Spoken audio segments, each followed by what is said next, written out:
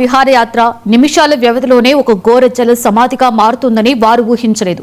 విదేశీ తీరంలో ప్రకృతి విసిరిన పంజాకు 17 మంది భారతీయులు ప్రాణాలు సముద్ర గర్భంలో కలిసిపోయాయి. వియత్నాంలో జరిగిన ఒక ఘోర బోటు ప్రమాదం ఇప్పుడు 2 తెలుగు రాష్ట్రాలతో పాటుగా దేశవ్యాప్తంగా తీవ్ర దిగ్భ్రాంతిని కలిగిస్తోంది. ఒక మొబైల్ కంపెనీ ఇచ్చిన ఆఫర్ ట్రిప్ ఆ కుటుంబాలలో ఎప్పటికీ మరువలేని విషాదాన్ని నింపింది. అసలు ఆ సముద్ర తీరంలో ఏం జరిగింది? అంతా సేఫ్ అనుకుంటున్న తరుణంలో తీరానికి కేవలం 400 మీటర్ల దూరంలోనే కాళయముడు ఎలా వల విసిరాడు? వియత్నాం సముద్ర తీరం నుండి అందుతున్న లేటెస్ట్ అప్డేట్స్ తో కూడిన మా ఎక్స్క్లూజివ్ రిపోర్ట్.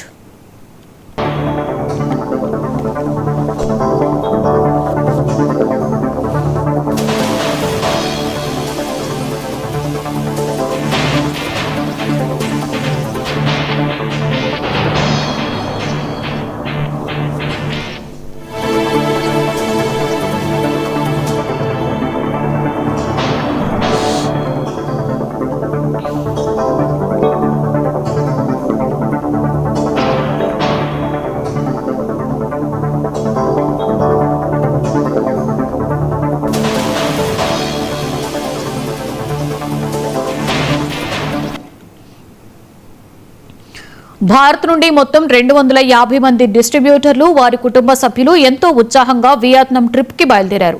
అందులో ఆంధ్రప్రదేశ్ నుండి 35 మంది, తెలంగాణ నుండి 40 మంది ఉన్నారు. ట్రిప్ లో భాగంగా అందరూ కలిసి 3 విడివిడి పడవల్లో సముద్ర విహారానికి వెళ్లారు. నీలిరంగు సముద్రపు అలలపై స్పీడ్ బోట్లు దూసుకుపోతుంటే అందరూ సెల్ఫీలు, నవ్వులతో కేరింతలు కొట్టారు. కానీ సరిగ్గా మధ్యాహ్నం 1 గంట సమయానికి కాలం తన రూపాన్ని మార్చుకుంది. హాన్మే రూట్ అనే ప్రాంతం నుండి ఆంతోయ్ పోర్టుకు ఒక స్పీడ్ బోటు బయలుదేరింది. అందులో 32 మంది భారతీయ పర్యాటకులు, 4 స్థానిక సిబ్బంది ఉన్నారు.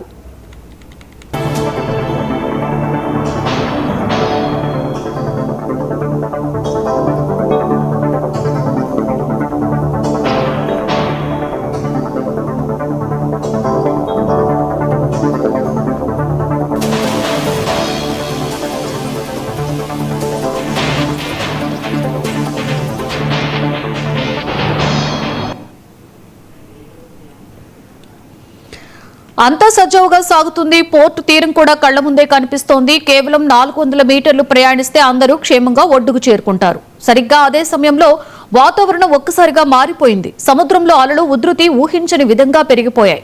ఒక భారీ అల ఆ స్పీడ్ బోటుని బలంగా ఢీకొనింది. అంతే, క్షణాల వ్యవధిలో ఆ పడవ పూర్తిగా తలకిందులైపోయింది. పడవలో ఉన్న 32 మంది పర్యాటకులు ఒక్కసారిగా సముద్రంలో పడిపోయారు. లైఫ్ జాకెట్లు ఉన్న అలల తీవ్రతకు పడవ కింద పడిపోవడంతో ఊపిరాడక పర్యాటకులు నీటిలో మునిగిపోవడం ప్రారంభించారు.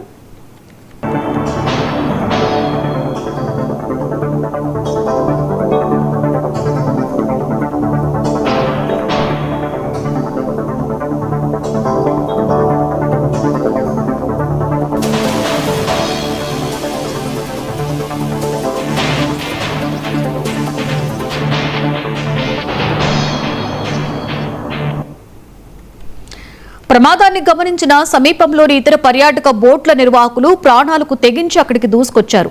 కానీ అప్పటికే జరగకూడని నష్టం జరిగిపోయింది. బోటు పూర్తిగా బోర్లా పడడంతో లోపల చిక్కుకుపోయిన వారిని కాపాడడం రెస్క్యూ సిబ్బందికి అత్యంత కష్టతరంగా మారింది.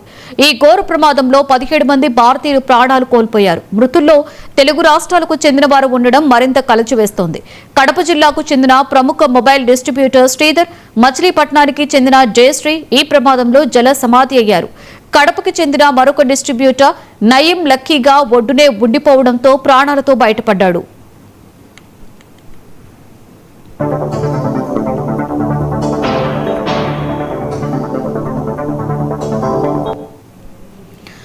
తాజా సమాచారం ప్రకారం ప్రమాద స్థలంలో వియత్నాం కోస్ట్ గార్డు, ప్రత్యేక రెస్క్యూ టీమ్స్ గాలింపు చర్యలను మరింత ఉధృతం చేశాయి. గల్లంతైన మిగిలిన వారి కోసం హెలికాప్టర్ల ద్వారా సముద్రంలో గాలిస్తున్నారు. ఇటు భారతదేశంలో ఉన్న వారి బంధువులు ఆందోళనతో విలపిస్తున్నారు. ఈ దారుణమైన ఘటనపై వియత్నాంలోని భారత ఎంబసీ తక్షణమే స్పందించింది. స్థానిక ప్రభుత్వంతో కలిసి సహాయక చర్యలను పర్యవేక్షిస్తోంది.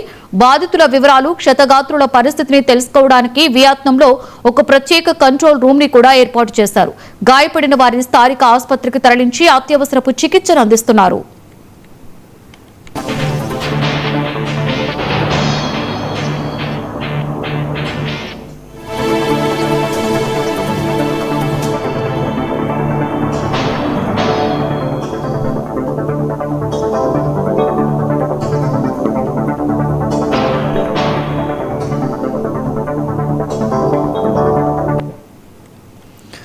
ప్రకృతి వైపరీత్యమా లేక స్పీడ్ బోటు నిర్వాహకుల నిర్లక్ష్యమా అనేది స్థానిక పోలీసుల విచారణలో తేలవలసి ఉంది.